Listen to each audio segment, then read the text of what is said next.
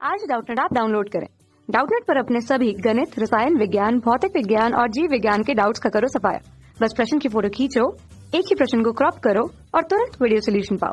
अभी डाउनलोड करें। Hello friend, प्रश्न है फसल चक्र में भूमि की उर्वरता को किस प्रकार बनाए रखा जा सकता है। तो आइए इस प्रश्न का उत्तर देख लेते हैं।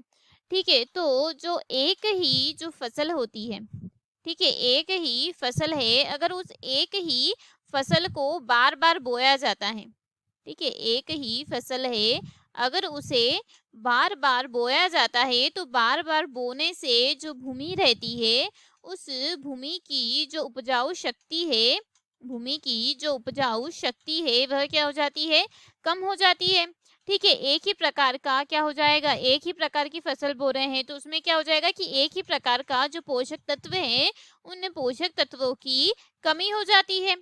ठीक है, तथा जो भूमि है उस भूमि को उपजाऊ, उस भूमि को जो उपजाऊपन है, उस भूमि को उपजाऊपन बनाए रखने के लिए जो फसल है, ठीक है, उन फसल को बदल कर, अदल बदल कर उनको क्या करना चाहिए, फसल को बदल कर बोया जाता है।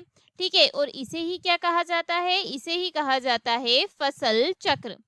जैसे कि जो अनाज की फसल है, ठीक है, जैसे कि जो अनाज की फसल है, उस अनाज की फसल के बाद क्या किया जाता है, जो दलहन है उस दलहन की फसल बोई जाती है, जिससे जो मृदा है उस मृदा में जो नाइट्रोजन के तत्व है उनकी जो उपलब्धता रहती है वह बनी रहती है। ठीक है, मिट्टी में जो पोषक तत्व है उनकी कमी नहीं होती है। ठीक है, तो पोषक तत्वों की कमी को पूरा करने में जो पर्याप्त समय भी मिल जाता है और इसी प्रकार मृदा की जो उर्वरा शक्ति रहती है वह बनी रहती है। ठीक है, तो यह था प्रश्न का उत्तर। आशा है कि आपको इस प्रश्न का उत्तर समझ आया हो। वीडियो को देखने के लिए धन्यवाद। कक्षा 6 से 12वीं से लेकर नीट, IIT, JEE वो एडवांस के लेवल तक 1 करोड़ से ज्यादा छात्रों का भरोसा।